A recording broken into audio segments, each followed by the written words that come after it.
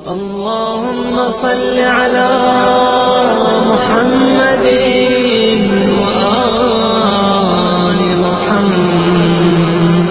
جس سوال کا مجھے انتظار تھا وہ بھی آ گیا کہ جناب صغرا کوئی بیٹی تھی کہ نہیں. سکینہ اور رقیہ ایک کا نام ہے کہ الگ الگ؟ شام میں جو روزہ ہے وہ کس کا روزہ؟ کیا دونوں امام حسین کی بیٹیاں ہیں کہ نہیں؟ جو علماء حضرت سکینہ کے مدینے جانے کے قائل ہیں ان کے مطابق حضرت سکینہ کی قبر مبارک کہاں؟ خود آپ نے آخری لفظ کے ذریعے سے یہ تو واضح کر دیا مجمع کے سامنے کہ جناب سکینہ کے بارے میں دو قول ہیں. کیونکہ مسئلہ یہ ہے کہ سکینہ کوئی نام ہی نہیں.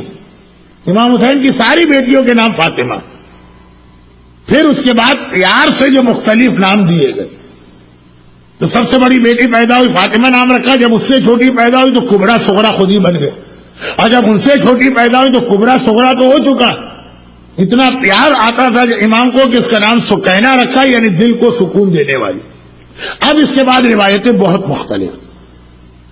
چنانچہ بعض علماء اس بات کے قائل ہیں کہ وہی ایک ہی بچی مدینے کے اندر وہ سکینہ کہلاتی تھی، دل کو سکون دینے والی. کیونکہ امام حسین یہی کہتے بچی آئی کہا کہ آ گئی میرے دل کو سکون دینے والی.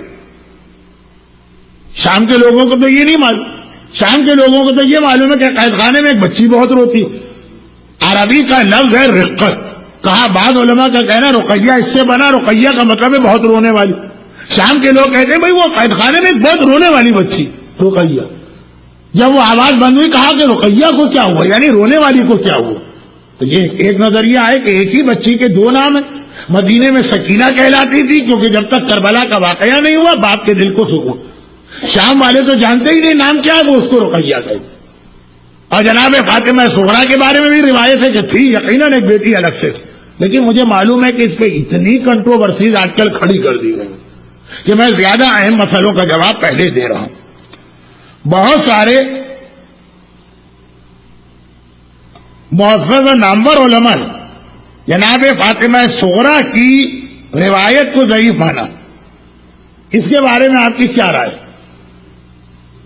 جو ان سے بھی زیادہ معزز و نامور علماء یعنی مراجع، ہم لوگ تو ان سے پوچھ کر ہی ممبر پہ مجلس پڑھتے ہیں، انہوں نے کہا جو ضعیف روایت ہے وہ مصائب میں پڑھی جا سکتی، جھوٹی روایت نہیں پڑھی جا سکتی.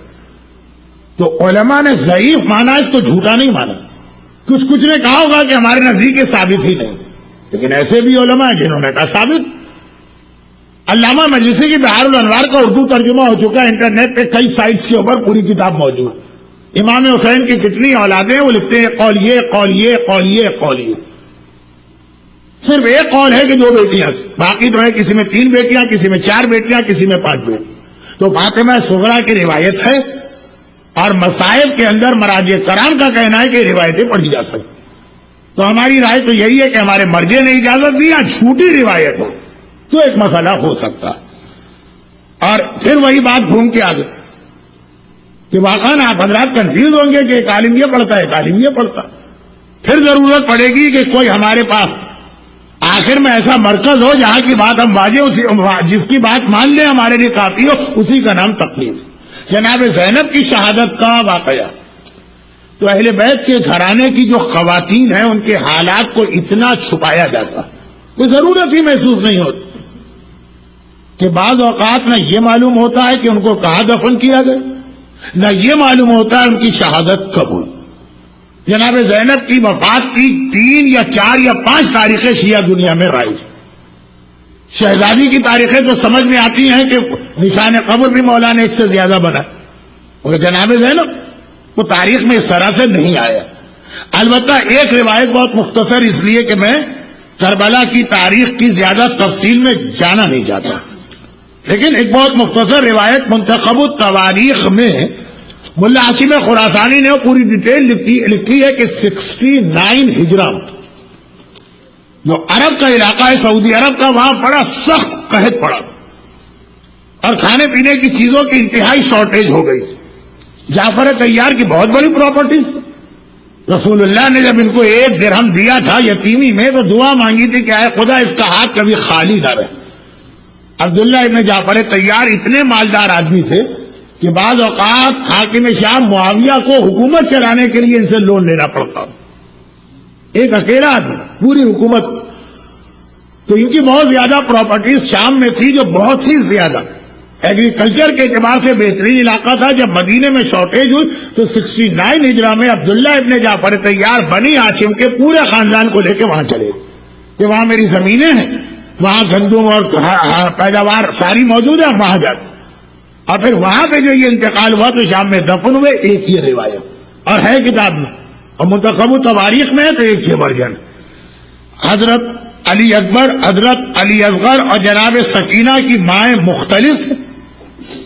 یہ تو بہت دنوں کے بعد سوال پوچھا گیا ہے, اس لیے کہ غالباً کربلا کے بہت سے ایسے واقعات ہیں جس میں کنٹروورسی رہی ہے, لیکن ہمارے یہاں انڈیا اور پاکستان کے اندر جو ہے وہ چیز نہیں آئی.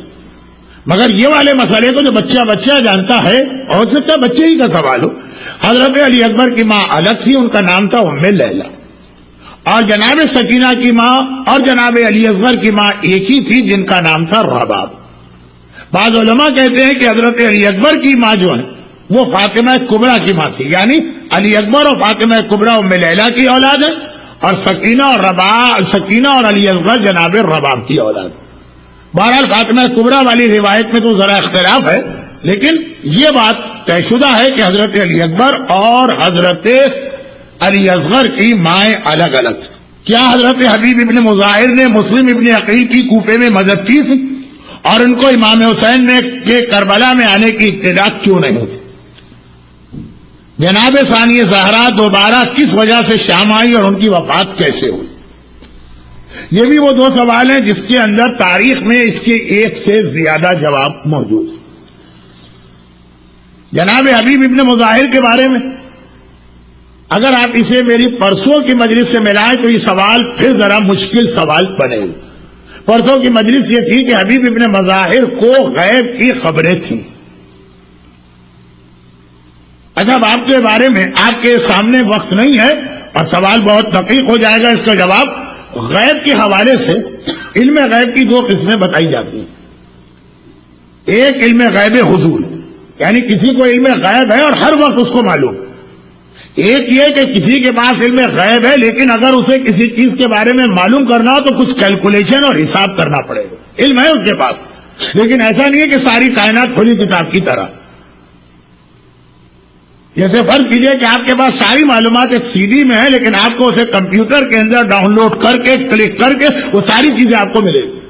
گوگل کے سرچ انجن کی وجہ سے یا ویکیپیڈیا کی وجہ سے معلومات آپ کے پاس بہت ہے, لیکن جب آپ وہ معلومات لینا چاہیں تو آپ کو بہرحال کمپیوٹر آن کر کے وہاں تک جانا پڑے گا. اتنا ای میل آپ کے پاس سینکڑوں آ رہی ہیں. اب یہ جب تک کہ یہ بلیک بیری وغیرہ نہیں تھا تو ای میل آپ کے پاس آ گئی ہے, لیکن جب تک کہ آپ اپنا اکاؤنٹ نہیں کھولیں گے آپ کو چیزوں کی اطلاع نہیں ملے گی.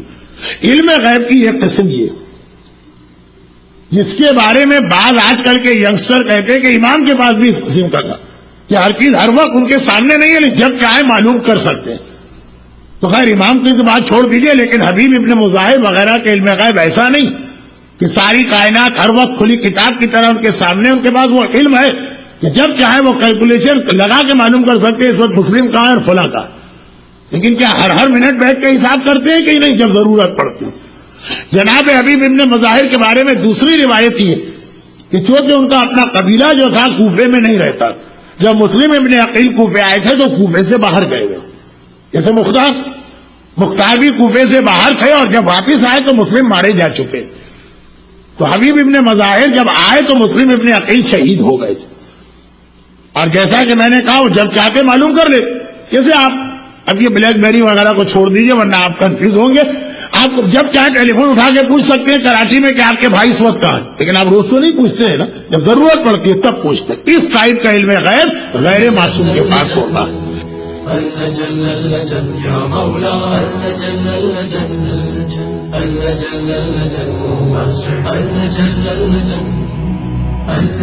يا صاحب السماء